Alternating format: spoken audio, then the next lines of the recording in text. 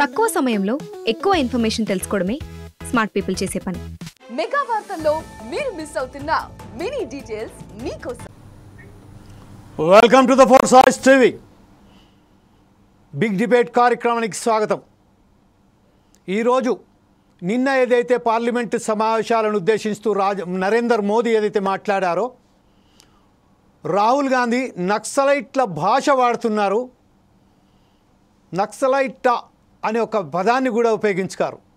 ఈ విషయంపై ఈరోజు ఫోర్సైజ్ టీవీ బిగ్ డిబేట్ కార్యక్రమం నిర్వహిస్తుంది.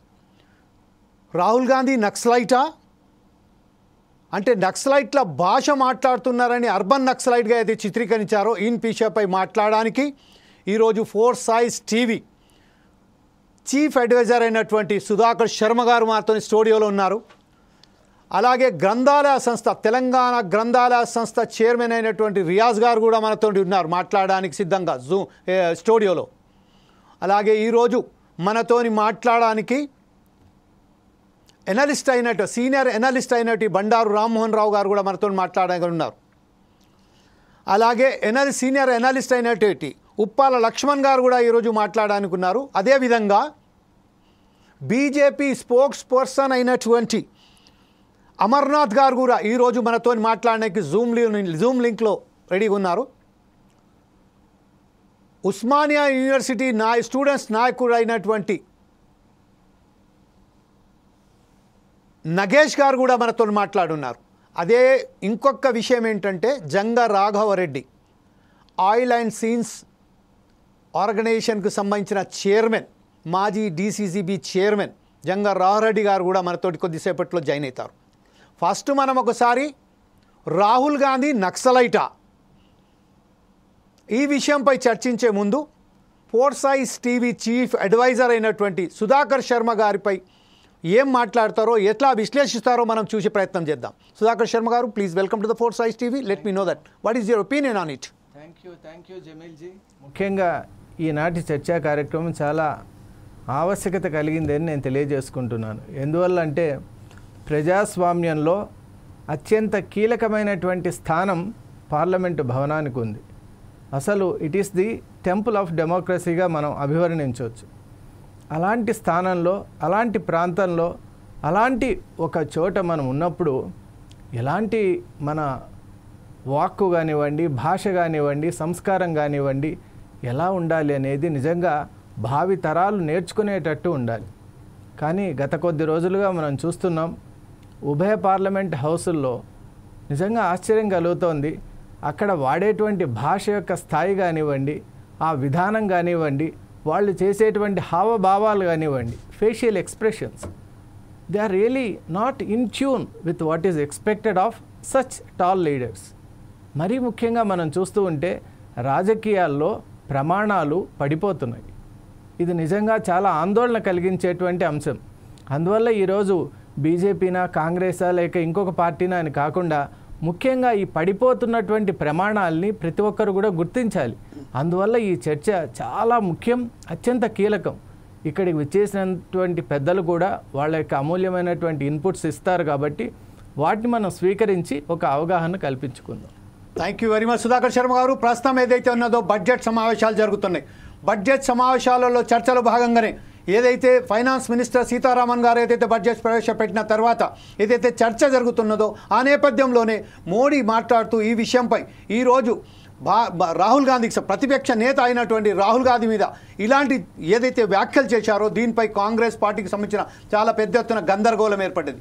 ఇంత బ్రహ్మాండమైన బడ్జెట్ సమావేశాలకు సంబంధించింది అనవసరమైన రచ్చ చేసుకుంటూ పార్లమెంటు సమావేశాలకు సంబంధించింది ఆ సమయాన్ని మొత్తం వృధా చేస్తున్నట్టుగా మనకు పడుతుంది. ఈ విషయంపై రియాజ్ గారు, తెలంగాణ రాష్ట్ర గ్రంథాలయ సంస్థ చైర్మన్ అయినటువంటి రియాజ్ గారు, మీరేమంటారండి? జమీల్ గారు, Indian constitution aim to establish socialist pattern of society. భారత రాజ్యాంగానికి ఒక స్పష్టమైన లక్ష్యం ఉంది. ఆ లక్ష్యం ఏంటంటే సమసమాజాన్ని స్థాపించడం భారత రాజ్యాంగం ఒక లక్ష్యం. కాబట్టి సహజంగా కాంగ్రెస్ పార్టీ భారత రాజ్యాంగ లక్ష్యమైన సమసమాజాన్ని స్థాపించే క్రమంలో సామాన్యులకు మేలు చేయాలనే లక్ష్యంతో కాంగ్రెస్ పార్టీ మొట్టమొదటి నుంచి తన భూమికను పోషిస్తుంది. భారతదేశంలో పబ్లిక్ సెక్టార్ని ఈరోజు ఎస్టాబ్లిష్ చేసి ప్రొటెక్ట్ చేయడంలో కానీ, అలాగే సంక్షేమ పథకాలకి ఆది బిందువును తీసుకొని ఒక ప్రవాహంలాగా ప్రవహింపజేయడంలో కానీ కాంగ్రెస్ పార్టీ రోల్ ఉంది. అలాగే సామాజిక న్యాయాన్ని అందజేయడంలో రిజర్వేషన్స్ తీసుకొచ్చిన ఘనత కూడా కాంగ్రెస్ పార్టీదే.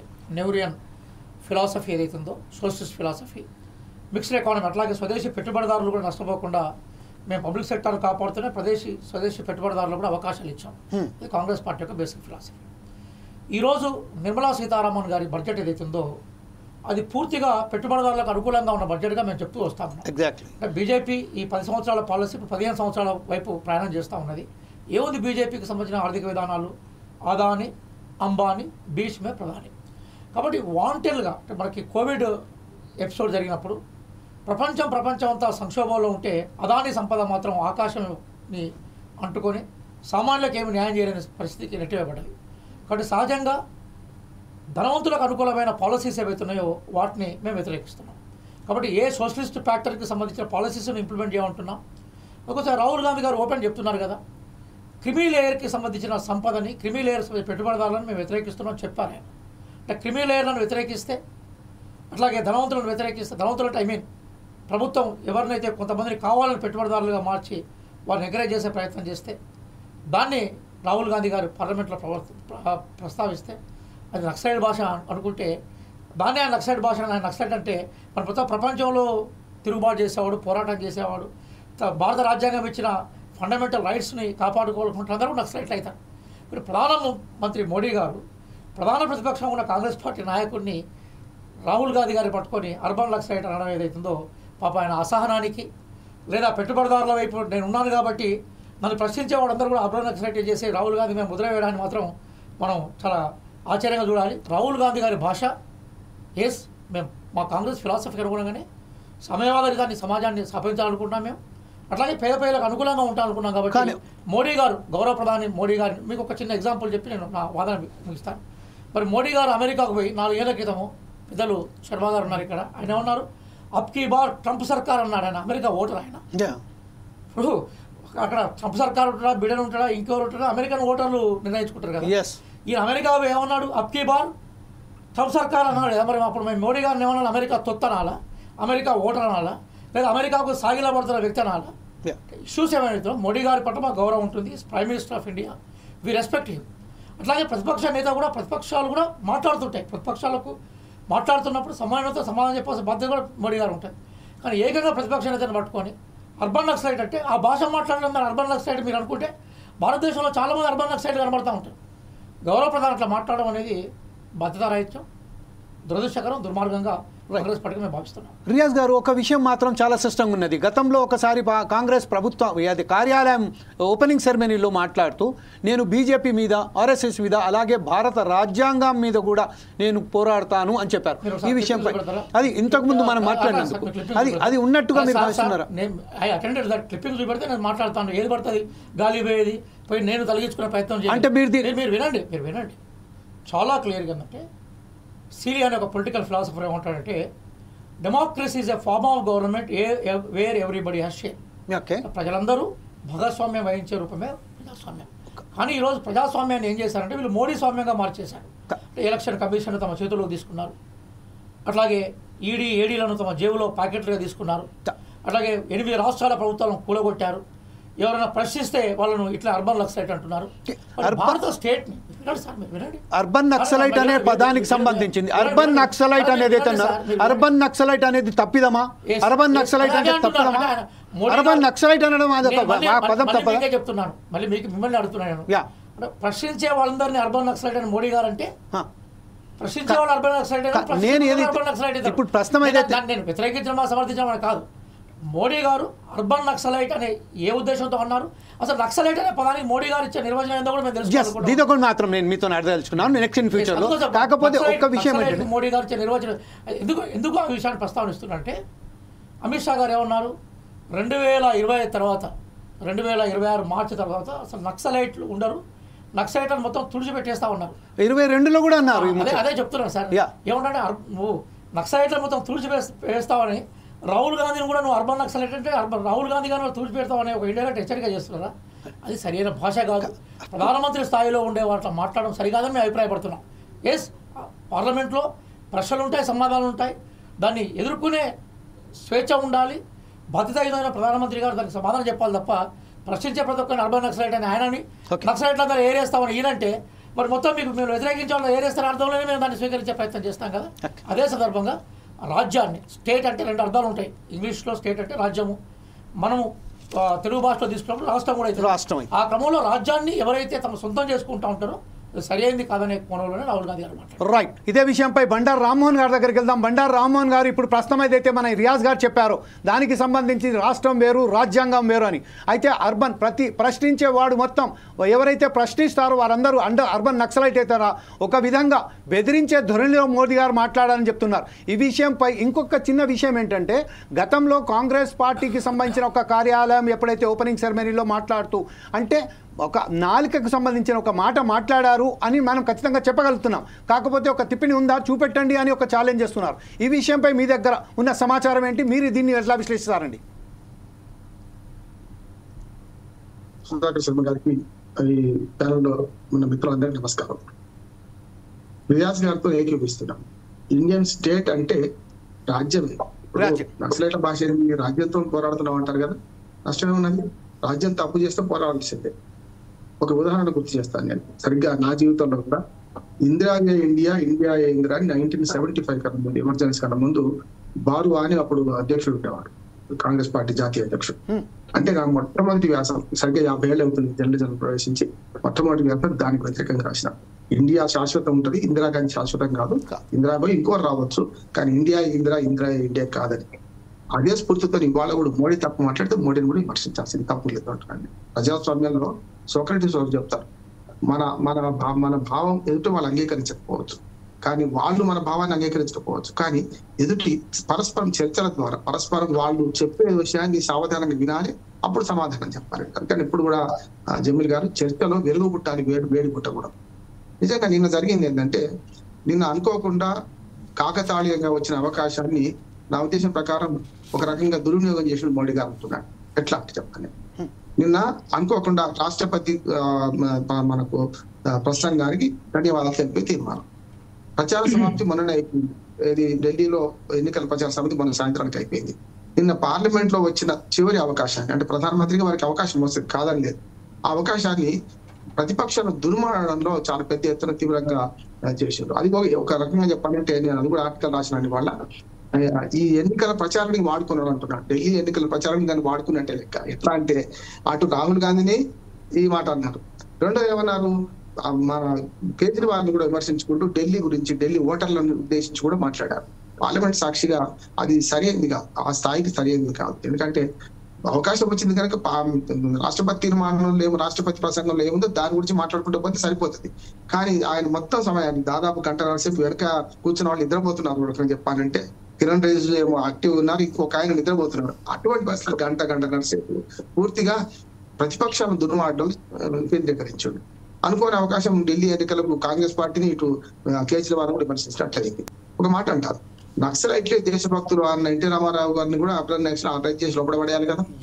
నక్సలిజం భావజాలం ఏంటంటే, నేనేమంటున్నాను, నక్సలిజం భావజాలం ఏంటంటే సమాజ నిర్మాణము, రాజ్యాన్ని వ్యతిరేకిస్తారు, కానీ అంగీకరిస్తలేడు.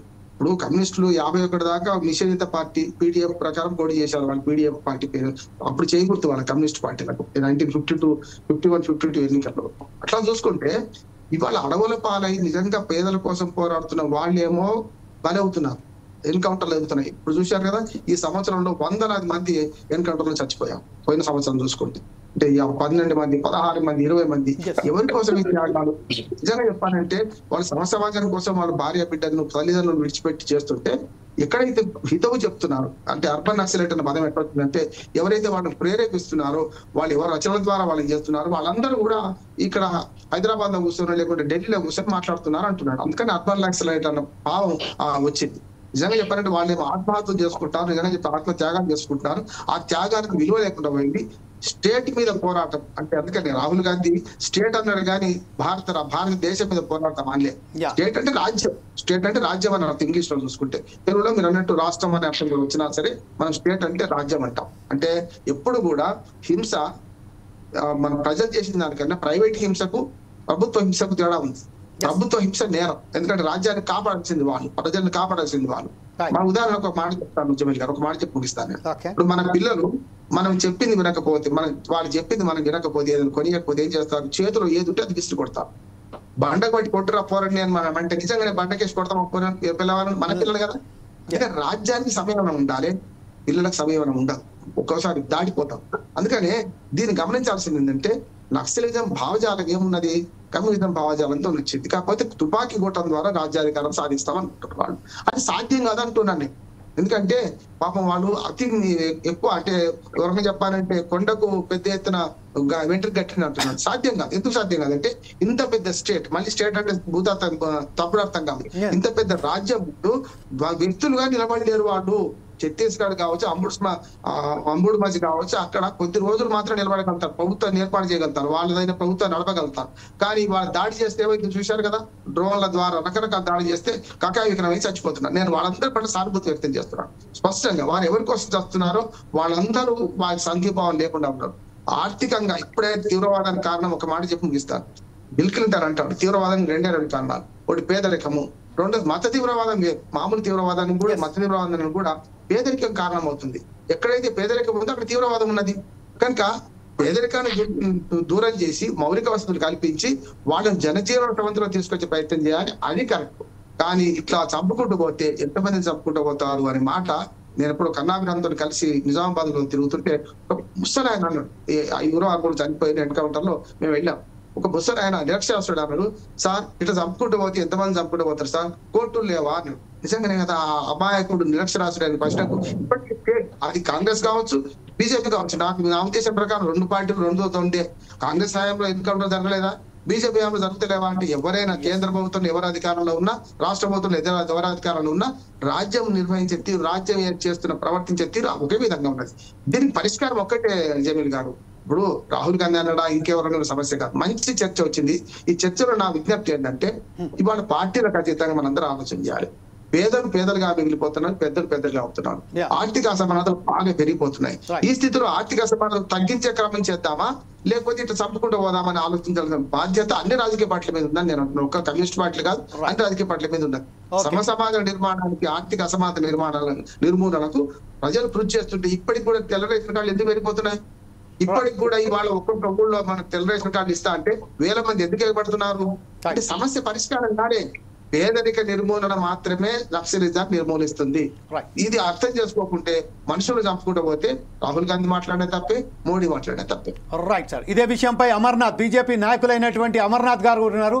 అమర్నాథ్ గారు, ఇప్పుడు మీరు ప్రస్తుతం చెప్పండి. ఏదైతే మన రామ్మోహన్ గారు చెప్పారో అలాగే రియాజ్ గారు చెప్పారు. అయితే మోడీ మాత్రం మాట్లాడింది నిన్న ఏదైతే మాట్లాడో పార్లమెంట్లో ఒక సభలను ఉద్దేశించి మాట్లాడడం మాత్రం తప్పు. దీనికి సంబంధించిన ఇంకొక విషయం ఏంటంటే నక్సలైట్ అనేది అది ఒక సంబంధించింది. నక్సలైట్ అంటే ఒక ఆలోచన విధానం. ఆ ఆలోచన విధానాన్ని ప్రతి ఒక్కరు వ్యతిరేకించదు, ఎవరన్నా సమర్థించవచ్చు. కానీ దీన్ని ఒక్కసారిగా ఆ రాహుల్ గాంధీ మీద ఈ విషయం పెట్టి రాహుల్ గాంధీ నక్సలైట్ భాషను వాడుతున్నారు అని చెప్పడంలో అసలు వాస్తవానికి దాని వెనుక దాగి ఉన్న అంతర్యం ఏమిటి? మీరు ఎలా భావిస్తారు దీనికి? మొదట మన ప్యానెల్లో మిత్రులకు, మిగతా అందరికీ, మీ వ్యూవర్స్ అందరికీ నమస్కారం అండి. ప్లీజ్. మీరు ఇందాక చెప్తూ కొంతమంది సపోర్ట్ చేస్తారు, కొంతమంది, అది తప్పండి. నక్సలైట్ అనే పదాన్ని, నక్సలైట్ అనే ఆర్గనైజేషన్ ను Indian government who ever maybe in the power, అది కాంగ్రెస్ పార్టీ ఉంటుందా, పవర్ లో భాజపా ఉంటుందా అనే సంబంధం లేకుండా నిషేధిత ఆర్గనైజేషన్ కాదా ఫస్ట్ తేల్చాల్సిన అక్కర ఉన్నది. రియాజ్ గారు కావచ్చు, బండారు రామ్మోహన్ రావు గారు కావచ్చు, మిగతా మిత్రులు కావచ్చు. అది నిషేధిత ఆర్గనైజేషన్ అన్నప్పుడు ఆ పదమే నిషేధిత పదం. అది భారతదేశంలో నక్సలైట్ అంటే తీవ్రవాది, అది అందరికీ అర్థమైన విషయము. చిన్నప్పటి నుంచి అదే నేర్చుకుంటూ వస్తున్నాము. ఈ రోజు మళ్ళీ ఒక్క నిమిషం నేను ఇంటర్వ్యూ చేసుకోవచ్చా? ఒక్కటే నిమిషం. అంటే సిపిఐఎంఎల్ ఏదైతే ఉన్నారో, CPI communist party of India Marxist Leninist అనేది అయితే ఉన్నదో, మార్క్సిస్ట్ లెనిస్ట్ అనేది సంబంధించింది. ఇప్పుడు మనం డెమోక్రసీ చూద్దాము, లేకుంటే లింపియా గ్రూప్ చూద్దాం, ఇంకా ఇతరత్ర ఎవరైతే ఉన్నారో చాలా గ్రూప్స్ ఉన్నాయి దీంట్లో. అందరూ కొంతమంది జాడులలో పనిచేస్తున్నారు, కొన్ని అర్బన్లో కూడా పనిచేస్తున్నారు. అంటే ఆ విషయంలో నక్సలైట్ పదం మాత్రం కేవలం ఒకే ఒక పార్టీ ఏదైతే వారి మీద ఏదైతే రిస్ట్రిక్షన్స్ పెట్టారో ఆ పార్టీ మీద మోపడం ఎంతవరకు సమంజసం? ఇంకొకటి ఏంటంటే నేను చేసే పని కాదండి, గత 25-30 సంవత్సరాల క్రితం ఎవరన్నా కానివ్వండి, దీనికి బీజేపీ అతీతం కాదు, కాంగ్రెస్ అతీతం కాదు, సిపిఎం కూడా అతీతం కాదు. అది నిషేధించిన ఆర్గనైజేషన్స్ అవన్నీ. వాళ్ళు అడవులలో వెళ్ళి గన్నులు పట్టుకున్నారు కాబట్టి వాళ్ళు నిషేధించింది. As simple as that. కానీ ఇప్పుడు దాని మీద మనం చర్చ పెడతలేము. పార్లమెంట్ లో కూడా చాలా మంది ఉన్నారు కదా సిపిఐఎంఎల్ వాళ్ళు ఇంతకు ముందు. నక్సలైట్ అనే పదాన్ని సపోర్ట్ కొంతమంది చేస్తారు, కొంతమంది వ్యతిరేకిస్తారు అనేది సమస్యనే లేదు. మొత్తం Indian government has already is against that. మనందరము ఒకవేళ ప్రభుత్వాన్ని గౌరవించి రాజ్యాంగాన్ని గౌరవించే ప్రతి ఒక్కరు కూడా వ్యతిరేకించాల్సిందే నక్సలైట్ భావజాలాన్ని, నక్సలైట్లను గన్ను పట్టుకునే ఏ వ్యక్తినైనా. అది మనం అండర్స్టాండ్ చేసుకొని let us come back to our discussion. ఇప్పుడు రాహుల్ గాంధీ గారి గురించి లేకుంటే ఇంకోళ్ళ గురించి ఏం మాట్లాడాడు అనే దానికన్నా ముందు అసలు రాష్ట్రపతి ప్రసంగానికి ధన్యవాద తీర్మానంలో ప్రధానమంత్రి మోడీ గారు మాట్లాడిన అత్యంత కీలకమైన అంశాలు చెప్తాను. భారతదేశంలో గత 11 సంవత్సరాలుగా 25 కోట్ల మందిని పేదరికం నుంచి బయటకు తీసుకురాబడ్డది. ఇది ఈ ప్రభుత్వం చేసిన, ఈ భారతదేశం చేసుకున్న ఒక ఘనత. ఇది ప్రపంచ చరిత్రలోనే అంటే మొత్తం ఈ 300-400 సంవత్సరాల ప్రపంచ అంటే డెమోక్రటిక్ హిస్టరీ, డెమోక్రసీ స్టార్ట్ అయిన తర్వాత ఏదైతే ప్రపంచంలో హిస్టరీ రాయబడ్డదో ఎప్పుడు కూడా ఏ దేశంలో కూడా ఇంత తక్కువ సమయంలో ఇన్ని కోట్ల మంది పేదరికంలోంచి బయటకు రాలేదు. అది ఆఫ్రికా ఖండం కావచ్చు, ఆసియా ఖండం కావచ్చు. That is the greatness of this particular government and entire country అని చెప్తున్నారు. ఈ రోజు ఎంఎస్ఎంఈ ఆయన కాంట్రిబ్యూషన్, అది రాహుల్ గాంధీ గారు మాట్లాడుతూ మ్యానుఫ్యాక్చరింగ్ కాంట్రిబ్యూషన్, ఆయన ఎన్ని అబద్ధాలు మాట్లాడారంటే ఇప్పుడు రాజ్యాంగం మీద నమ్మకం ఉన్న ఏ వ్యక్తి కూడా, ప్రజాస్వామ్యాన్ని నమ్మిన ఏ వ్యక్తి కూడా అంత పెద్ద పొజిషన్ లో ఉండి ఆయన మాటను కోట్ల మంది చూసి గౌరవిస్తారు, ఇన్స్పైర్ అవుతారు, స్ఫూర్తి పొందుతారు అనే అవగాహన ఉన్న ఏ వ్యక్తి కూడా మాట్లాడకూడని ఘోరమైన తప్పులు మాట్లాడాడు. ఇప్పుడు మీరు ఒక ప్రభుత్వం నడుస్తున్నారు సార్. ఇప్పుడు ఇవాళ కాంగ్రెస్ పార్టీ ఉంది తెలంగాణలో. కాంగ్రెస్ పార్టీ ఈ రోజు తెలంగాణలో మా బడ్జెట్ 2,90,000 కోట్లు అని చెప్పింది అనుకోండి. అసలు మేము నమ్మము ఆ తప్పు అని ఎవరంటారండి? అది ప్రభుత్వం చెప్పే లెక్క ప్రభుత్వమే చెప్తుంది. ఈ రోజు ప్రభుత్వం ఏం లెక్క చెప్తున్నది? ఎంఎస్ఎంఈ యొక్క కాంట్రిబ్యూషన్ జీడిపిలో 17% ఉంది అంటే ఆయన ఎక్కడి నుంచో తీసుకొచ్చి 12% ఉన్నది అంటే దాని మీద ఆర్గ్యుమెంట్ ఏముంటది? ఎవరు దాన్ని నిర్ధారణ చేయాలి? మీరు వెళ్ళి అమెరికన్ గవర్నమెంట్ దగ్గర పంచాయతీ తెలుసుకుంటారా, లేకుంటే సుప్రీంకోర్టు దగ్గర పంచాయతీ తెలుసుకుంటారా? ఏడ తెలుసుకుంటారు? ప్రభుత్వం చెప్పిన దానిలో ఏమైనా తప్పులుంటే మాట్లాడాలి కానీ మీరే ఎక్కడి నుంచి. రెండో విషయం, ఎంఎస్ఎంఈలు ఈ రోజు దేశంలో దాదాపు 40% మందికి ఈ రోజు ఎంప్లాయ్మెంట్ జనరేట్ చేస్తున్న మైక్రో స్మాల్ మీడియం ఎంటర్ప్రైజెస్ భారతదేశంలో గత 11 సంవత్సరాలుగా అనేక రెట్లు పెరిగింది. ఈ రోజు భారతదేశంలో అంటే భారతదేశ జీడిపిలో ప్రధానమైన అంశం ఇప్పుడు 23% ఉన్నది. ఈ రోజు 30% దాటింది. భారతదేశం చేస్తున్న ఎగుమతులలో 30-32% ఉన్నది. ఈ రోజు 45% దాటింది. ఇవన్నీ విషయాలు కూడా మోడీ గారు ప్రస్తావిస్తే వాటన్నిటిని వదిలిపెట్టి మనము ఆయన చేసిన ఒక కామెంట్, నేను ఆ కామెంట్ గురించి కూడా చెప్తాను. ఆయన అర్బన్ నక్సలైట్లో తప్పేముందండి? రాహుల్ గాంధీ గారు మాట్లాడేది ఎంత దారుణంగా మాట్లాడుతున్నారండి. ఆయన ఏం మాట్లాడుతున్నాడు? ఇదే విషయంపై మనం ఒకసారి ఉప్పాల లక్ష్మణ్ సార్ మేము అందరిది వింటున్నాను. Give me 1 minute please, give me 1 minute. నేను ఆయన చెప్పిన మాటను కూడా నేను చెప్పాలి. రాహుల్ గాంధీ గారు ఏం మాట్లాడారు? అసలు భారతదేశ రాజకీయాలకు నయా పైసా సంబంధం లేని ఆర్ఎస్ఎస్ ను ఆయన తిడతాడు. ఆర్ఎస్ఎస్ ఒక సాంస్కృతిక ఆర్గనైజేషన్ అండి, ఒక సాంస్కృతిక సంస్థ అది. రెండోది, ఆయన ఇండియన్ స్టేట్ లో అసలు ప్రతి ఏజెన్సీ తప్పే, సుప్రీంకోర్టు తప్పే. తర్వాత ఈ విషయంపై ఇప్పుడు రియాజ్ గారు మీతో ఏదో మాట్లాడతారు. ఆర్ఎస్ఎస్ పై ఏదైతే ఉన్నదో ఆర్ఎస్ఎస్ కు సంబంధించి మీద యుద్ధం చేయడం అంటే ఏందండి? స్టేట్ మీద యుద్ధం చేయడం అంటే అర్బన్ నక్సల్ కాకుండా ఒకే ఒక నిమిషం. ఇప్పుడు రియాజ్ గారు ఈ విషయంపై okay, just he is giving one small question to you. He is asking one small question to you, that what is the relation between the RSS and BJP? ఈ విషయంపై రియాజ్ గారు మీరేదో చెప్తున్నారు, చెప్పండి sir please. let him give a chance and at the same time నన్ను అడగాలి కానీ రియాజ్ గారికి ఏం తెలుసు సార్? Okay right. అదే సమయంలో కాదు సార్, ఇప్పుడు మీరు ఏదైతే చెప్పారు ఆర్ఎస్ఎస్ ఒక ఆర్గనైజేషన్ అని చెప్పారు. తప్పు అడుగుతున్నారు. మ్యాథమెటిక్స్ ప్రొఫెసర్ ను మ్యాథ్స్ క్వశ్చన్ అడగకుండా మ్యాథమెటిక్స్ ప్రొఫెసర్ ను ఇంగ్లీష్ క్వశ్చన్ అడుగుతున్నారు. No sir, you are belongs to the BJP party at the same time. Okay, right. ఒకసారి you gave me 1 minute, you please honor that. Yeah, please come on, complete it in 1 minute. Rahul Gandhi గారికి భారతదేశంలో ఉన్న agencies మీద, భారతదేశంలో ఉన్న సంస్థల మీద ఏమాత్రం నమ్మకం లేదు. ఆయన ఎక్కడో హిండెన్బర్గ్ అనే ఒక సంస్థ అంటే అతాపతా లేని ఒక చిన్న ఆర్గనైజేషన్ వెబ్సైట్ లో కనీసం వాళ్ళ అడ్రస్ కూడా పెట్టిన ఆర్గనైజేషన్ తీసుకొచ్చి దానిలో పెట్టిన మాటలను తీసుకొచ్చి భారతదేశంలో ప్రెస్ మీట్లు పెట్టి ఏదేదో మాట్లాడతాడు. నిన్న మాట్లాడుతూ ఆయన ఏం మాట్లాడతాడు సార్? ఒక పార్లమెంట్ లో ప్రైవేట్ కంపెనీలు లక్షలు ఉంటాయి సార్ ఇండియాలో. ఒక ప్రైవేట్ కంపెనీ ఏమో దొంగనంట, ఇంకో ప్రైవేట్ కంపెనీ ఏమో మంచిదంట. ఆయన ఎట్లా చెప్తారు సార్? ఆయన సుప్రీం కోర్టు, ఆయన జడ్జా, లేకుంటే ఆయన ఉన్న సెబియా, ఆయన ఎట్లా చెప్తారు సార్? చిన్న పర్వాలేలాగా మాట్లాడితే ఆయన ఎల్ఓపి సార్, ఆయన లీడర్ ఆఫ్ అపోజిషన్, మనందరం గౌరవించే ఒక కేబినెట్ ర్యాంక్ లో ఉన్న పెద్ద మనిషి, ఆయనకు నోటికి వచ్చిన మాట, నోటికి వచ్చిన విషయం మాట్లాడుతూ ఉంటే అర్బన్ నక్సల్ అనుకుంటే ఇంకేమంటారు? ఓకే సరే సార్, ఇప్పుడు ఏదైతే మీరు 1 minute అడిగారో ఆ 1 minute పూర్తి అయిపోయింది. ఇప్పుడు మన ఎవరైతే ఉన్నారో మన నాగేష్ గారు ఏదో మాట్లాడబోతున్నారు. నాగేష్ గారు మీరు చెప్పండి, ప్రస్తుతం ఏదైతే ఉన్నారో చాలా క్లియర్గా మనకు అమర్నాథ్ గారు చెప్పినట్టుగా yes is urban naxalite. At the main time అతను ఏమన్నారంటే 25 కోట్ల మంది బిలో పావర్టీ నుంచి వెళ్ళి మీద మధ్యతరగతి వచ్చేసారని చెప్తున్నారు. వాళ్లకు తీసుకొచ్చిన ఘనత కూడా మోడీ మీద గారు ఉన్నారని చెప్తున్నారు. ఈ విషయంపై మీరేమంటారండి?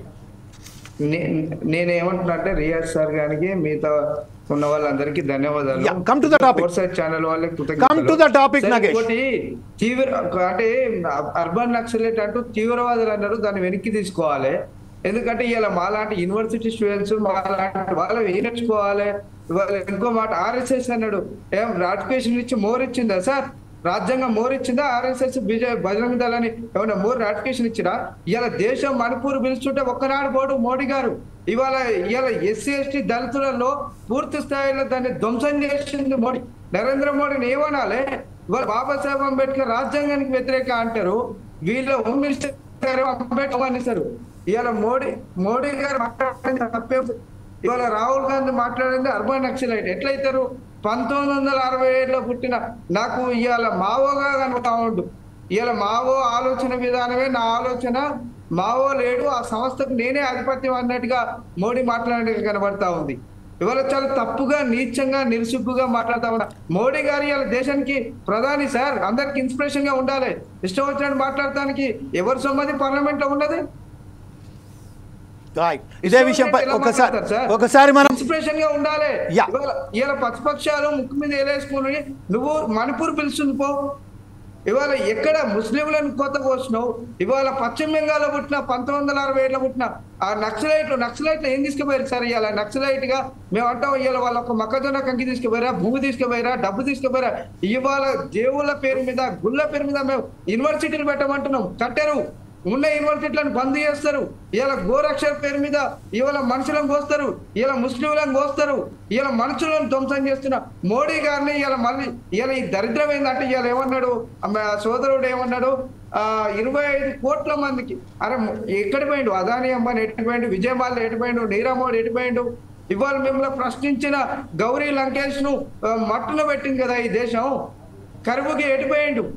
ఇవాళ నరేంద్ర మోడీ చేస్తున్నది పతినిత్యం అలాంటి యూనివర్సిటీ విద్యార్థులు ఏం నేర్చుకోవాలి? ఇవాళ అమిత్ షా గారు అంబేద్కర్ని అవమానిస్తారు. ఇవాళ రియాజ్ సార్ గారు చాలా మాట్లాడతలేరు అధికారంగా, ప్రభుత్వంలో ఉన్నారు చాలా విషయాలు మాట్లాడలేకపోయాడు. నేనేమంటున్నా అంటే సూటిగా మోడీ తను విధానం మార్చుకోవాలి, లేకపోతే ఓట్లతో కూలుస్తాం. మీకేం రాటిఫికేషన్ ఇవ్వలే హిందూ వ్యవస్థ అని. ఇవాళ మేము కూడా హిందువులమే అండి. ఏ బొట్టు పెట్టుకొని రాటిఫికేషన్ ఇచ్చిందా ఈ దేశం మీకు? ధర్మాసనాలే కూలి చేస్తా ఉన్నారు. ఇవాళ రాజ్యాంగాన్ని ధ్వంసం చేస్తా ఉన్నది మోడీ వ్యవస్థ. ఇలా స్పష్టంగా చెప్తా ఉన్నాం. మోడీ ఏదైతే రాహుల్ గాంధీని తీసుకున్న మాటని వెనక్కి తీసుకోవాలి. ఒక ప్రతిపక్ష నాయకుడికి ఖచ్చితంగా సారీ చెప్పాలి. మొన్న అమిత్ షా కూడా అంబేద్కర్ నమ్మన్న మాటల్లో క్షమాపణ చెప్పాలి. ఒకసారి మనం ఉప్పాల లక్ష్మణ్ దగ్గరికి వెళ్దాం. ఉప్పాల లక్ష్మణ్ గారు, okay Nagesh just a moment. Lakshman గారు మీరు చెప్పండి, ప్రస్తుతం ఏదైతే మనకు సంబంధించిన అమర్నాథ్ గారు చెప్పారో RSS కు ఎలాంటి సంబంధం లేదు, RSS పేరు ఎందుకు ప్రస్తావనకు తీసుకొచ్చారు అని చెప్పారు. అయితే ఈ నేపథ్యంలోనే ప్రతి ఒక్కరికి, చిన్న పిల్లగాళ్ళకి అందరికీ తెలుసు RSS కు సంబంధించిన బీజేపీకి ఉన్న సంబంధం ఏందనేది ప్రతి ఒక్కరికి తెలుసు. ఈ విషయంపై మీరు ఎలా స్పందిస్తారండి లక్ష్మణ్ గారు? ఇక్కడ చర్చించుకోవాల్సిన అంశం ఏంటంటే, అర్బన్ నక్సలైట్ లాగా రాహుల్ గాంధీ మాట్లాడుతున్నారు అన్నది ప్రధానమంత్రి చెప్పిన మాట. అర్బన్ నక్సలైట్ అని ఆయన అనలేదు, అర్బన్ నక్సలైట్ లాగా మాట్లాడుతున్నారు. అర్బన్ నక్సలైట్లు ఏం మాట్లాడతారండి? మనం వింటున్నాం కదా, చూస్తున్నాం కదా. సరే, నక్సలైట్ల విషయం వదిలేయండి. వాళ్ళు అక్కడ ఉన్నారు. అర్బన్ నక్సలైట్లు అంటే నగరాల్లో ఉంటూ ఆ యొక్క సిద్ధాంతాలని ప్రచారం చేసేవాళ్ళు, లేదంటే ఆ సిద్ధాంతాలని మాట్లాడేవాళ్ళు అని అర్థం అర్బన్ నక్సలైట్లు అంటే. అంటే వాళ్ళు హింసకు తావివ్వరు, విషయాలు మాత్రము మాట్లాడుతూ ఉంటారు అని. ఇప్పుడు ఇక్కడ లెఫ్ట్ భావాలు ఉన్నటువంటి వాళ్ళు పెట్టుబడిదారుల యొక్క వ్యవస్థను ఎప్పుడు వ్యతిరేకిస్తూనే ఉంటారు, ఏ రోజు కూడా సమర్థించరు. నంబర్ 1. అర్బన్ నక్సలైట్లు కూడా పెట్టుబడిదారుల వ్యవస్థను వ్యతిరేకిస్తారు. అసలు రాజ్యాంగం మీద గౌరవంతో మాట్లాడతారా ఏ రోజైనా? అసలు రాజ్యాంగం మీద గౌరవంతో ఎవ్వరు మాట్లాడరు. సుప్రీంకోర్టు తీర్పిస్తే న్యాయం అని చెప్తారా? చెప్పరు. అంటే ఇక్కడ వాళ్ళ యొక్క విధానాల ప్రకారం వాళ్ళు మాట్లాడతారు. నేను తప్పు పట్టడం లేదు, వాళ్ళకు ఎవరి సిద్ధాంతాలు వాళ్ళకు ఉంటాయి, ఆ సిద్ధాంతాలే వాళ్ళు మాట్లాడుతూ ఉంటారు. అందులో నిజాలు ఉన్నాయా, అబద్ధాలు ఉన్నాయా, కరెక్టా కాదా అన్నది అది ప్రజలు చూస్తున్నారు. ఎవరిని గౌరవించాలా, ఎవరికి ఓట్లు వేయాలా, ఎవరికి ఓట్లు వేయొద్దు, ఈ ప్రజాస్వామ్య వ్యవస్థలో అది నడుస్తుంది. ఇవాళ రాను రాను లెఫ్టిస్టులు ఎందుకు కనుమరుగైపోతున్నారు భారతదేశంలో? స్వాతంత్రం వచ్చినప్పుడు ఉన్నటువంటి సంఖ్య ఇవాళ ఎందుకు తగ్గిపోయింది? ఇవాళ ఎందుకు వాళ్ళ సీట్లు తగ్గిపోయాయి? ఎందుకు నాయకులు తగ్గిపోయారు అన్నది కూడా ఆలోచించుకోవాల్సిన అవసరం ఉంది. సరే, అట్లని ఇప్పుడు ఏదో ఉన్న పార్టీలు వెలగబెడుతున్నాయా అంటే లేదు. పావర్టీ ఏదైతే ఉందో, రామ్మోహన్ గారు చెప్పినట్టు పావర్టీ విషయంలో పూర్తిగా దృష్టి పెట్టడం లేదు. ఇంకా అంకెలు చూపించడం వేరు, ప్రాక్టికాలిటీ వేరు. అంకెలు ఎన్నైనా చూపించుకోవచ్చు, ప్రాక్టికల్ గా వచ్చినప్పుడు పేదవాళ్ళకి ఇంకా న్యాయం జరగవలసింది ఎంతో ఉంది. అంతా ఇంత కాదు, ఎంతో ఉంది. Right, sir. There is some technical difficulty there. Right, sir. అందువలన అక్కడ అర్బన్ నక్సలైట్లు ఏంటి, పేదరికము ఆ అంశాలు మాట్లాడతారా అని కాదు. ఆదాన్ని ప్రోత్సహిస్తున్నారు, లేకపోతే పెద్ద పెద్ద పారిశ్రామికవేత్తలకే చట్టాలు ఉన్నాయి, బ్యాంకు లోన్లు మాఫీ చేస్తున్నారు, వాళ్ళని నెత్తిన పెట్టుకుంటున్నారు, ఇది మాట్లాడతారు కదా. మాట్లాడినప్పుడు మరి ఈ దేశ ఆర్థిక వ్యవస్థ స్వాతంత్రం వచ్చినప్పటి నుంచి పార్టీలు పక్కన వెళ్తాం. ఇవాళ పావర్టీ ఒకప్పుడు ఎంత శాతం ఉంది, ఇవాళ ఎంత శాతం ఉంది అంటే తగ్గుతా వస్తున్నది కదా ఎవరి ఇయర్. అలాగే జీడిపి పెరుగుతూ వస్తున్నది కదా, సంపద పెరుగుతూ వస్తున్నది కదా. ఇవన్నీ కూడా పెట్టుబడిదారులు పరిశ్రమలు పెట్టడం వలన సాధ్యమైందా? ఓకే, ప్రభుత్వము ఏదైనా సంక్షేమ కార్యక్రమాలు పెట్టడం వల్ల సాధ్యమైందా? Okay, right sir. ఇదే విషయంపై లక్ష్మణ్ గారు ఒక్క నిమిషం, మన రియాజ్ గారు ఏదైతే అంటున్నారో రియాజ్ గారితో మాట్లాడే ప్రయత్నం చేద్దాం. ఇప్పుడు అయితే పెట్టుబడిదారీ సంస్థ ఏదైతే ఉన్నదో, వ్యవస్థ ఉన్నదో, దాన్ని ప్రోత్సహించే విధంగా ఉన్నదని చెప్తున్నారు. దీనికి పెట్టుబడులు వచ్చాయి, పేదరికం తగ్గిందని లక్ష్మణ్ గారు కూడా చెప్తున్నారు. మనకు సంబంధించిన అమర్నాథ్ గారు చెప్తున్నారు. దీని విషయంపై రియాజ్ గారు మీరేమంటారండి? జమీల్ గారు, ఈరోజు మార్నింగ్ న్యూస్ ఏంటంటే డాలర్ ఇప్పుడు 87 రూపాయలకు దాటింది. డాలర్ మన 87 రూపాయలు ఇస్తే డాలర్ ఇస్తానట్టు. జనరల్గా ఇంటర్నేషనల్ ఎకానమీలో మనం ఏ ప్లేస్లో ఉందో చెప్తున్నది కదా. మీరు నేను శర్మ గారి సాక్ష్యం కదా. కరోనా టైంలో నెత్తి మీద గూడు కట్టుకొని రైలు పట్టాల బట్టి పోకుంటూ రైలు పట్టాల మీద పడుకుంటే రైళ్లు కబలించిన చరిత్ర కూడా మనం చూసాం కదా. ఇప్పటికీ మనం ఎక్కడికైతే పోతా ఉంటామో సిగ్నల్స్ దగ్గర ఎంతమంది బెగ్గర్స్ వచ్చి మన దగ్గర నిలబడతామో తెలుసు కదా. ఇవాళ నేను మధ్యాహ్నం పూట సీత గారితో మీ ఇక్కడ స్టూడియోకి వచ్చే ముందు మేము బేసికల్గా ప్రజల అభిప్రాయాలు తీసుకుంటున్నప్పుడు, ప్రజల సమస్యలు తీసుకున్నప్పుడు పెద్ద క్యూ అన్నట్టు ఇక్కడ టైం అవుతుందని నేను మధ్యలో వాళ్ళు పెట్టి వచ్చాను. ఎందుకు చెప్తున్నానంటే మన మాటలు కోటలు దాడుతున్నాయి, చేతులు తంగడ దగ్గర ఆగిపోతున్నాయి. ఇది చారిత్రక సత్యం గుర్తుపెట్టుకోవాలి. నెంబర్ 1. నెంబర్ 2 ఏంటంటే భారత సమాజం పెట్టుబడిదారు విధానానికి సంపూర్ణంగా అవకాశం ఇచ్చింది. అంటే ఎకానమీ మీద కొంత వారు నేర్చుకుంటే లేదా కొన్ని విషయాలను వాళ్ళు తెలుసుకుంటే సంతోషపడతాను. ఎందుకోసం అంటే ఇండియాకి ఇండిపెండెన్స్ వచ్చినప్పుడు 3 రకాల ఎకానమీ మీద చర్చ జరిగింది. ఒకటే నిమిషం క్లోజ్ చేస్తాను. ఒక ఎకానమీ ఏంటంటే అంబేద్కర్ గారు, రామ్మోహన్ రాయ్ గారు చెప్పిన స్టేట్ క్యాపిటలిజం, అంటే మొత్తం వ్యవస్థ అంతా స్టేట్ చేతుల్లో ఉండాలి, స్టేట్ నడిపించాలని క్యాపిటలిజం. రెండోది ఏంటంటే నాగ్పూర్ ఎకానమీ అని టాటా వాళ్ళు ప్రతిపాదించారు. పూర్తిగా దీన్ని స్వదేశీ పెట్టుబడిదారులకు ఇస్తే ఏమైందంటే స్వదేశీ పెట్టుబడిదారులు ధర్మకర్తృత్వ లెగసీ ఉంటుంది. స్వదేశీ పెట్టుబడిదారుల దగ్గర లాభాలు వస్తే ఏమైందంటే పెట్టుబడిదారీ వ్యవస్థ దేశాన్ని రక్షిస్తుంది కాబట్టి వాళ్ళకి ఇవ్వడం రెండో లెగసీ. అప్పుడు నెహ్రూ ఎకానమీని బ్యాలెన్స్ చేసుకుంటే నెహ్రూ ఎకానమీ బయటకు వచ్చింది. అంటే స్వదేశీ ఎకానమీని ప్రోత్సహిస్తూ స్వదేశీ పెట్టుబడిదారులను ప్రోత్సహిస్తూ ఎక్కడైతే స్వదేశీ పెట్టుబడిదారులు భారీ ఎత్తున పెట్టుబడి పెట్టరో ఎక్కడైతే ప్రజలకు చేరాల్సిన ఎకానమీ ఉంటుందో మిశ్రమ ఆర్థిక వ్యవస్థలో తీసుకొచ్చాడు. ఈ మూడే మిక్స్డ్ ఎకానమీ బయటకు వచ్చింది. ఆ మిక్స్డ్ ఎకానమీ దాదాపుగా 1990 వరకు వచ్చింది. వచ్చిన తర్వాత సోవియట్ యూనియన్ కొలాప్స్ అయిపోయిన తర్వాత తప్పనిసరి పరిస్థితిలో పివి నరసింహారావు గారు ఒక రాడ్ లాగా నిలబడ్డాడు. నిలబడ్డాడు కాబట్టి ఇంటర్నేషనల్ ఎరానాలో మనం నిలబడ్డాం. అదే టైంలో అమర్త్య సేన్ గారు ఏమంటారంటే పెట్టుబడిదారీ వ్యవస్థకు ఒక నేచర్ ఉండాలి, ఆ నేచర్ ఏదైతుందో అది సంక్షేమ రాజ్య నేచర్ ఉండాలని చెప్తా ఉంటాడు. ఇట్ షుడ్ హ్యావ్ వెల్ఫేరిజం అంటాడు. అంటే పెట్టుబడిదారు విపరీతమైన డబ్బులు జమ అయిన తర్వాత ఆ సమాజం నుంచి వచ్చిన డబ్బులు కాబట్టి ఆ డబ్బులు అనేది పైన కోసం ఖర్చు అయితే ఏమైందంటే రాజ్యం సుభిక్షంగా ఉంటుంది. ఈరోజు ప్రధానంగా ఆంథ్రపాలజిస్టిక్ నేచరు విదేశాలతో పోలిస్తే మన దగ్గర తక్కువ ఉంటుంది, చాలా తక్కువ. మనం చూసినాం కదా, మీరు అదే కరోనా టైంలో టాటా ఎంతమంది ఇచ్చారు, ప్రేమ్జీ ఎంత డబ్బులు గవర్నమెంట్కి ఇచ్చారు, ఇదే అంబానీ అదాని ఎంతమందికి ఇచ్చిందో వాళ్ళు చెప్తే నేను చూడటానికి సిద్ధంగా ఉన్నాను. నేచర్లో దాన ధర్మాలు చేసే నేచర్ పెట్టుబడిదారులు లేనప్పుడు రాజ్యం ఆ డబ్బులను స్వాధీనం చేసుకొని ప్రయోగించే ప్రయత్నం చేయగలగాలి. లేదు. ఈ 10 ఏళ్లలో ఎకానమీలో మనం మాట్లాడుకుందాం. ఎందుకు ఆర్ఎస్ఎస్ విషయానికి పదే రాహుల్ గాంధీ గారు ప్రస్తావిస్తున్నారంటే మెయిన్ స్ట్రీమ్ పాలిటిక్స్తో నక్సలైట్లకు సంబంధం ఉందా? మిమ్మల్ని అడుగుతున్నారు, మెయిన్ స్ట్రీమ్ పాలిటిక్స్తో సంబంధం ఉందా? లేదు. గవర్నెన్స్తో సక్సెస్ సంబంధం ఉందా? అయినా మోడీ గారు నక్సలైట్ల గురించి మాట్లాడుతున్నారు. అట్లాగే మెయిన్ స్ట్రీమ్ పాలిటిక్స్లో డైరెక్ట్ కనబడకుండా గవర్నెన్స్లో డైరెక్ట్ కనబడకుండా కూడా ఆర్ఎస్ఎస్ వ్యవస్థ నడుపుతున్నది. కాబట్టి ఆర్ఎస్ఎస్ గురించి ప్రస్తావించాల్సిన అవసరం ఉన్నది. అవసరం వచ్చింది కాబట్టి రాహుల్ గాంధీ మాట్లాడుతున్నాడు. కానీ మేమేమంటున్నామంటే రాహుల్ గాంధీ గారి ప్రతిపక్ష నేతగా మాట్లాడినప్పుడు ప్రధానమంత్రి ఇంకా చాలా పెద్ద నాయకుడు కదా సార్, పెద్ద నాయకుడు కదా.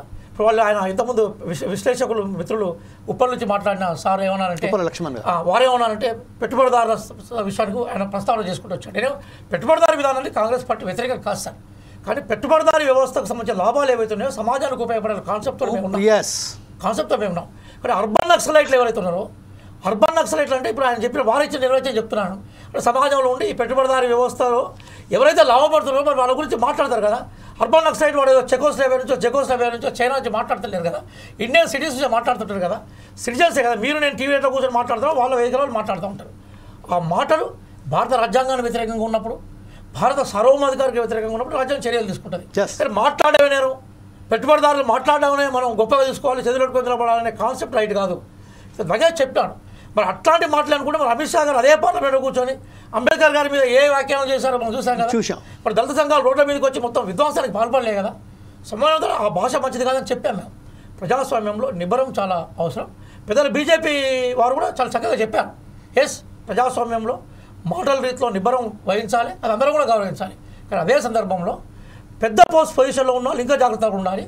రాహుల్ గాంధీ గారికి మెచ్యూరిటీ ఉంది కాబట్టి ఈరోజు బీజేపీ అబ్కీ బార్ 400 పార్ అన్నారు వాళ్ళు. కానీ అబ్కీ బార్ 200 పార్ అని చెప్పి ప్రజలు తీర్పిచ్చారు కదా. ఒక ఊతకర్ర టీడీపీ అయితే మరొక ఊతకర్ర జనతాదళ్ ఇవి ఉంది కదా. 2 ఊతకర్ర అయితే గవర్నమెంట్ కూలిపోయే పరిస్థితి ఉంది కదా. కొంచెం మీరు అనుకున్నట్టుగా బీజేపీ విధానాలు, పెట్టుబడిదారులు అనుకూల విధానాలు ప్రజల ఆమోదంలో లేవు సార్. అవి మీరు ఈవీఎంలను ఓన్ చేసుకున్నారు, ఎలక్షన్ కమిషన్ ఓన్ చేసుకున్నారు, ఈడీని ఓన్ చేసుకున్నారు, మొత్తం రైడింగ్ వ్యవస్థను ఓన్ చేసుకున్నారు. కాబట్టి రాజ్యం అంటే మీరే కనబడుతున్నారు కాబట్టి రాజ్యాన్ని ప్రశ్నించే ప్రయత్నం చేస్తూ ఉన్నారు తప్ప ప్రజాస్వామ్యం విశ్వాసం ఉంది.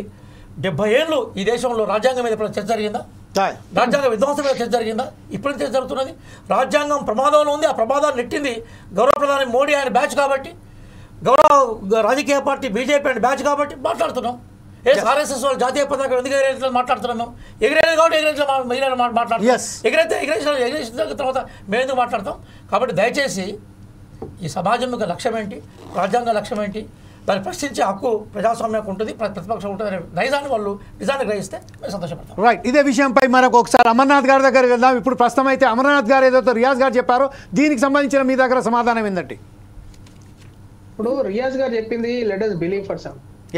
వారు చెప్పిన దాని ప్రకారమే మనం అదే ప్రామాణికంగా తీసుకొని మాట్లాడితే మోడీ గారు కావచ్చు, మిగతా భారతీయ జనతా పార్టీలో ఉన్న సీనియర్ నాయకులు ఎవరు కూడా వెనకాడరు. నేను ఒక ప్రచారంగా పనిచేశాను, లేకుండా నేను ఆర్ఎస్ఎస్ లో శాఖకు వెళ్ళానని చెప్పడానికి వెనకాడరు. రాహుల్ గాంధీ గారు మరి నేను నక్సలైటే చేసిన, నేను నక్సలైట్ నే, బరాబర్ నేను నక్సలైట్ నే చెప్పానండి, అయిపోతుంది. ఆరోపిస్తున్నారు కానీ ఆయన చెప్పలేదు కదా ఎక్కడ కూడా, ఎప్పుడు కూడా. రాహుల్ గాంధీ గారు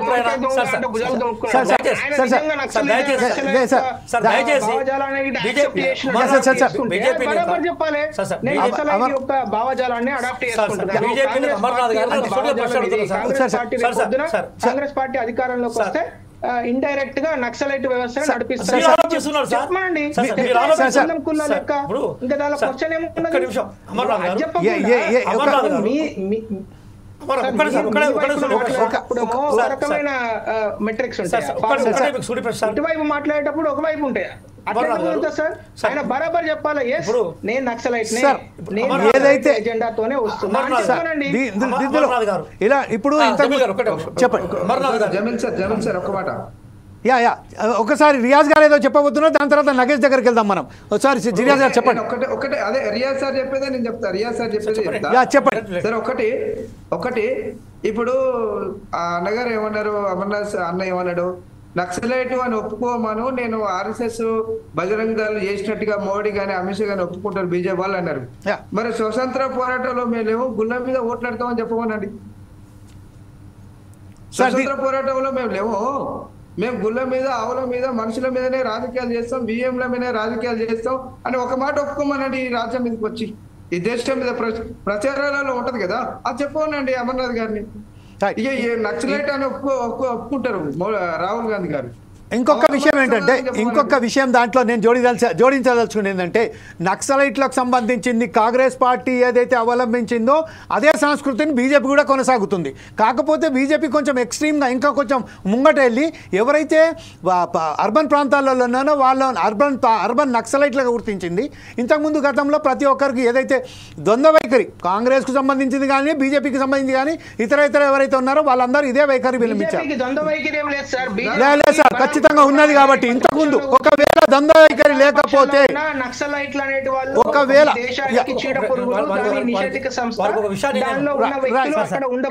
లేదు సార్ ఖచ్చితంగా దీని విషయంలో అమర్నాథ్ గారు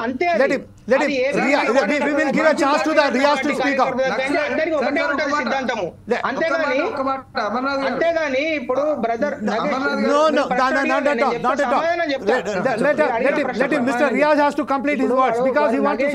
నగేష్ సోదరుడు చెప్తున్నట్టు భారతీయ జనతా పార్టీ 2014లో 2019లో 2024లో ఎప్పుడు కూడా ఏ రోజు కూడా పలానా టెంపుల్ గురించో పలానా దాని గురించో ఎక్కడ కూడా మాట్లాడలేదు. దీని విషయంలో చాలా స్పష్టమైన సమాధానం మీకు రియాజ్ గారు ఇస్తారు. 1980s నుంచి కూడా మా కమిట్మెంట్ ఈ విషయంపై హిందువుల యొక్క మనోభావాలకు సంబంధించిన విషయం. అది మొత్తం హిందూ సమాజం యొక్క జాగృతికి చైతన్యానికి సంబంధించిన విషయం. అది భారతీయ జనతా పార్టీ కట్టించింది కాదు, గవర్నమెంట్ ఆఫ్ ఇండియా కట్టించింది కాదు. అది దయచేసి బ్రదర్ అర్థం చేసుకోవాలి. భారతీయ జనతా పార్టీ మేనిఫెస్టో 2014, 2019, 2024 కావాలంటే నేను పంపిస్తా, మీరు నెంబర్ ఇవ్వండి.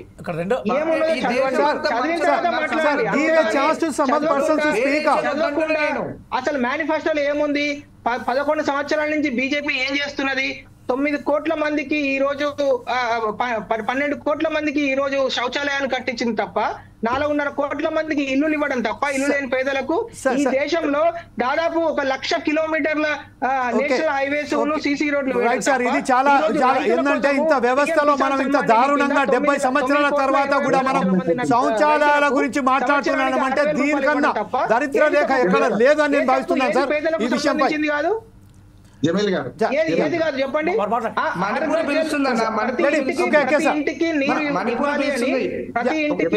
రామ్మోహన్ గారు ఏదో మాట్లాడాల్సుకున్నారు. రామ్మోహన్ గారు మీరు చెప్పండి సార్. ప్రస్తుతం ఏదైతే 70 సంవత్సరాల తర్వాత కూడా మీరు ఈరోజు మనం శౌచాలయాలు కట్టించలేదు, ఇండ్లు ఇవ్వలేదు, పొలాలు ఇవ్వలేదు అని మాట్లాడుకుంటాం. ఇది దురదృష్టంగా భావిస్తున్నాను సార్. ఈ విషయంపై మీరు చెప్పండి సార్.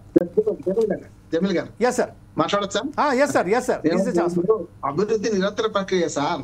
ఇప్పుడు కాంగ్రెస్ పార్టీ 55 ఏళ్ళ అధికారంలో ఉంది. ఇప్పుడు రెండే పార్టీలు కదా, కాంగ్రెస్ బీజేపీ మొత్తం దేశాన్ని వెళ్ళింది.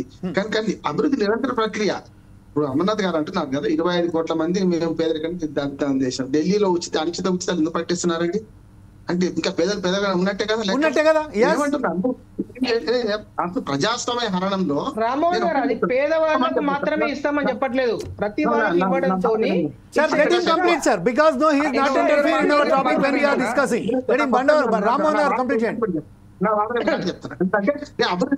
అభివృద్ధి నిరంతర ప్రక్రియ. స్వాతంత్రం వచ్చినప్పటికీ ఇప్పటికీ అభివృద్ధి చాలా ఇంత సాధించాల్సి ఉంటే ఇంతే సాధించడం ఈ దుర్మార్గ రాజకీయాల వల్ల, స్వార్థపరత రాజకీయాల వల్ల నేను అంటున్నాను. అది తలా కిలా పాపం తలా పిల్కడు, వాళ్ళు 60 మీరు 20 నేను కాదు సమస్య. కానీ అభివృద్ధి చేయలేదా? బ్రహ్మాండంగా చేసినట్టున్నారు. శాస్త్ర సాంకేతిక రంగాల్లో అద్భుతంగా విజయాలు సాధిస్తున్నారు. కానీ రాజకీయాలు అధపాతాళానికి పోతున్నాం. రాజకీయాల్లో వాళ్ళు ఏమవుతుందంటే ఎవరి స్వార్థం వాళ్ళదే. మీరేం మతం అంటారు, కాంగ్రెస్ వాళ్ళేం కులం అంటారు, మతం పక్కన కులం గీత పెద్దది గీస్తున్నారు. ఇప్పుడు కుల సంకుల సమరం జరుగుతుంది. ఇప్పుడు నేను కుల గణనకు వ్యతిరేకం కాదు, కానీ ఎప్పుడేమవుతుందంటే ఒక మాట చెప్తాను. గతంలో గరీబీ హఠావో నుంచి మొదలు పెడితే ఇప్పటిదాకా మీరన్న అన్ని సూక్తులు వింటున్నాం. గరీబీ హఠావో ఇందిరాగాంధీ అన్నారు, ఇవాళ మోడీ గారేమో మొత్తం సంపద సృష్టిద్దాం పంచుదామంటున్నారు. మంచిదే, కాదట్లేదు. కానీ జరుగుతున్న ప్రక్రియ చూస్తే రాజకీయాలు ఏం జరుగుతున్నాయి? వ్యక్తిగతంగా మాట్లాడుతున్నారు అందరూ ప్రజాస్వామ్యవాదులు, నగేష్ గారితో సహా. వ్యక్తికి నిర్మూలన అనేది సరైనది కాదు, అందరూ ఒప్పుకుంటాం లేదా? నక్సలైట్ భావజాలను పక్కన పెడతాం. వ్యక్తి నిర్మూలన తప్పు. నగేష్ గారి భావాలతో నాకు వ్యతిరేకత ఉంటే నేను వ్యక్తిగా నా భావాలు నేను చెప్పుకుంటే ఆయన భావాలు అని చెప్పిన సంఘర్షణ వల్ల మంచి జరుగుతుంది. మధ్యగా చిలికితే వెన్న వస్తుంది. సంఘర్షణ ఎప్పుడు భావాల సంఘర్షణ ఉండాలి, మనుషుల సంఘర్షణ ఉండదు. మనుషులు చచ్చిపోవాలి. ఒకసారి మనం రియాజ్ గారి దగ్గరికి వెళ్దాం. రియాజ్ గారు కూడా ఏదో మాట్లాడదలుచుకున్న ఈ విషయంపై. రియాజ్ గారు ఒక మాట వినండి. ఏమంటారు? అభివృద్ధి నిరంతర ప్రక్రియ, ఇందులో ఎవరి పాత్ర బాగున్నది. ఇప్పటికి కూడా అభివృద్ధి చెందుతున్న సమాజంగానే ఉంటున్నాం మనము. దాన్ని చెందే క్రమంలో అందరి పాత్ర ఉన్నది. ఎవరిని తక్కువ చేయాల్సిన అవసరం లేదు, ఎవరిని ఎక్కువ చేయాల్సిన అవసరం లేదు. పాత వాళ్ళని తిట్టుకుంటూ కొత్త వాళ్ళు కూర్చుంటే కొత్త వాడు నుంచి మనలో కూడా ఎక్కిస్తారు రేపొద్దున. అందుకనే వ్యక్తి నిర్మూలన అనేది సరైనది కాదు అని తెలుసుకున్న వాళ్ళ మనం కూడా నక్సలిజాన్ని ఒప్పుకోము. ఒకటే విషయం సార్, నక్సలిజం అంటే అది వ్యక్తిగతంగా కాదు, ఒక ఏదైతే సిస్టమ్ ఉన్నదో, ఒక ఆలోచన విధానం ఉన్నదో అదొకటి మాత్రమే. రియాజ్ గారు దీని మీద మీరేమంటారు? వాళ్ళ ఆలోచన ధోరణి, వాళ్ళ సిద్ధాంతం మంచిది కావచ్చు, కానీ నచ్చని వాడిని చంపడం అని చూసినా వ్యక్తి నిర్మూలన తప్పు అంటున్నాం మేము. దాన్ని ప్రజాస్వామ్యం పోరాటం అంటాం. ఒకనాడు 51 తర్వాత ఏదైతే ఇదే కమ్యూనిస్టులు ఆనాడు నిషేధిత పార్టీ కదా, మరి ప్రజాస్వామ్యంలో పార్లమెంట్ ప్రజాస్వామ్యానికి వచ్చింది కదా. ఎందుకు వెనకబడిపోయారు ప్రజాస్వామ్యంలో? అంటే ఓట్ల డబ్బులు వచ్చేదానికి వెనకబడ్డారు. అంతకంటే ఉన్నది తెలుసు కదా. జనస్వామ్యం, ధనస్వామ్యం. ఓకే సార్, రియాజ్ గారు చెప్పండి సార్. రామ్మోహన్ గారు కొన్ని విలువైన విషయాలు చెప్పారు. బేసికల్గా విలువలతో కూడుకున్న రాజకీయాలు ఉండాలి, ఉన్నతమైన మనుషులు రాజకీయాల్లో రావాలని కోరుకున్నారు, దాన్ని అప్రిషియేట్ చేయాలి. వ్యక్తిగత హింసావాదాన్ని ఎప్పుడు కూడా ఎవరు కూడా ఒప్పుకోరు సార్. అదే నక్సలైట్లు కూడా అనేక మంది కాంగ్రెస్ పార్టీ నాయకులను చెప్పిన సందర్భాలు చాలా సందర్భాలు ఉన్నాయి. ఇప్పుడు వారు నిషేధం గురించి మాట్లాడుతున్నారు. ఆర్ఎస్ఎస్ 2-3 సార్లు నిషేధం గురైంది కదా. ఇప్పుడు వాళ్ళు ఆర్ఎస్ఎస్ అని చెప్తే నేను కూడా వింటాను సిద్ధంగా ఉన్నాను. మహాత్మా గాంధీ గారిని భయంకరంగా చంపింది నాథురామ్ గాడ్సే గారు కదా. నాథురామ్ గాడ్సే రాజకీయ ప్రస్తావనలో ఆర్ఎస్ఎస్ యొక్క లింక్స్ మనకు తెలుసు కదా బేసికల్గా. అలాగే 77లో ఇందిరాగాంధీ గారు మాట్లాడుతున్నప్పుడు నేను ఉన్నతంగా విన్నాను సార్. నేను అమర్నాథ్ గారు మీ పట్ల గౌరవం ఉన్నది. వినండి సార్, వినండి సార్, మీరు వినండి. మీకు చరిత్ర తెలియదు, నెహ్రూ గారి గురించి తెలియదు, భారత స్వాతంత్ర సంగ్రామం గురించి తెలియదు, భగత్ సింగ్ త్యాగాల గురించి తెలియదు, ఆజాద్ చంద్రశేఖర్ తెలియదు, అశోక్ గాంధీ తెలియదు, మీకు భారతదేశంలో గొప్పగా పరిపాలించిన అశోక చక్రవర్తి తెలియదు, మీకు గౌతమ్ బుద్ధుడు తెలియదు. మొత్తం మీరు చెప్పిన చరిత్ర అనుకుంటారా? మీకే జ్ఞానం ఉందనుకుంటారా? బుద్ధుడు గురించి మాట్లాడు, అశోక్ గురించి మాట్లాడు, సింధు రాగర్ గురించి మాట్లాడు, అక్బర్ చక్రవర్తి గురించి మాట్లాడు, అశోక్ గారి గురించి మాట్లాడు, భగత్ సింగ్ గురించి మాట్లాడు. అప్పుడు మేము వింటాం.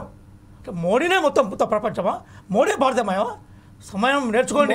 చరిత్ర మీకన్నా ఎక్కువ మాకు తెలుసు. ఈ చరిత్రలో త్యాగాలు చేసిన గుణం మాకుంది. బ్రిటిష్ వాళ్ళకు వ్యతిరేకంగా పోరాడిన చరిత్ర మాకున్నది. మీరు దానికి ఇంటర్ఫేర్ అవుతున్నారు. అరే మీకు చరిత్ర తెలియదు సార్. స్వాతంత్ర ఉద్యమంలో మీ రోల్ చెప్పండి. స్వతంత్ర ఉద్యమంలో మీ రోల్ చేయండి, మీరు రోల్ చెప్పండి. స్వతంత్ర ఉద్యమంలో మీ రోల్ చెప్పండి. స్వతంత్ర ఉద్యమంలో మీ రోల్ చెప్పండి. మీ త్యాగాలు చెప్పండి. ఈ దేశం కోసం ఇందిరాగాంధీ కుటుంబం, ఈ దేశం కోసం రాజీవ్ గాంధీ గారిని బలి చేసింది. ఇందిరాగాంధీ గారు చనిపోయినారు ఈ దేశం కోసం. త్యాగాలు చేసిన కుటుంబం అది. మీరు ఈరోజు ఏం చేస్తూ ఉన్నారంటే ఆ త్యాగాలను వదిలిపెట్టేసి ఆ కుటుంబం నేపథ్యం నుంచి వచ్చి ఈ దేశంలో పబ్లిక్ సెక్టార్ పెట్టి ఈ దేశంలో రిజర్వేషన్లు తీసుకొచ్చిన ఆ కుటుంబం సంబంధించిన రాహుల్ గాంధీ పట్టుకొని మీరు నక్సలైట్ అంటున్నారు. ఆయన ఇప్పుడు ప్రకటించుకున్నాను నక్సలైట్ అని. ఆయన పుస్తకం ఆయన జీవితంతో తెరిచిన పుస్తకం కదా. నాయన చచ్చిపోతే 9 రోజుల్లో ఆయన క్లాస్ రూమ్లో ఉంటే మీ నాయన చచ్చిపోయిందంటే మాంసం ముక్కల్ని ఏరుకోవడం కోసం కూడా అవకాశం లేని వ్యవస్థలో మనం ఉన్నాం మేము. దయచేసి త్యాగాలు చేసిన వాళ్ళని త్యాగాలను గుర్తించండి. రాహుల్ గాంధీ గారిని రాజకీయంగా మనం వ్యతిరేకిద్దాం.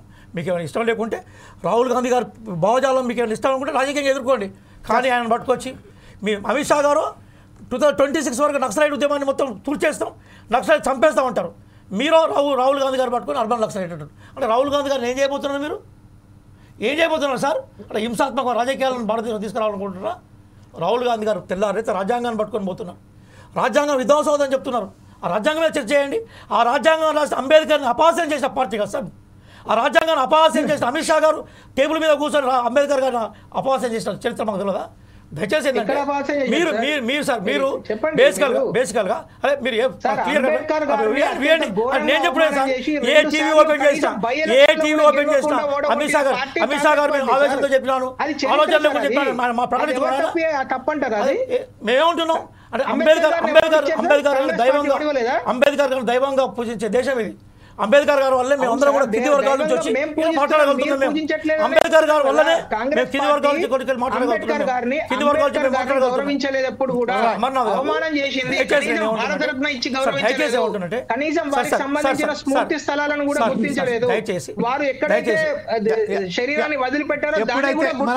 ఒక విషయం మాత్రం చాలా దయచేసి ప్రశ్నించే వాళ్ళని నక్సలైట్ చేయబోతున్నాను. ప్రశ్నించే వాళ్ళందరూ మీరు నక్సలైట్లు అంటే దేశంలో నక్సలైట్ సంఖ్య పెరుగుతుంది సార్. తెలియకుండా మీరు వాళ్ళ సంఖ్య అది ఎస్ సార్. ఇదే విషయంపై ఒక్కసారి మనం లక్ష్మణ్ గారి దగ్గరికి వెళ్దాం. లక్ష్మణ్ గారు కంక్లూడ్గా, చాలా సమయం తక్కువ ఉన్నది కాబట్టి మీరు ఈ విషయంపై ఈ రోజు ఏదైతే చర్చ జరిగిందో దీని మీద మీ విశ్లేషణ ఏంటంటే లాస్ట్ కంక్లూడ్గా చెప్పండి ప్లీజ్. Right sir. లక్ష్మణ్ గారు డిస్కనెక్ట్ అయినట్టుంది. ఓకే నగేష్, ఇప్పుడు last at the conclude of the debate, what is your opinion on today's debate and what is your opinion on first ఏదైతే మన మోడీ గారు చెప్పారో దాని మీద మీరు లాస్ట్ కంక్లూడ్గా ఏం చెప్పదలుచుకున్నారు?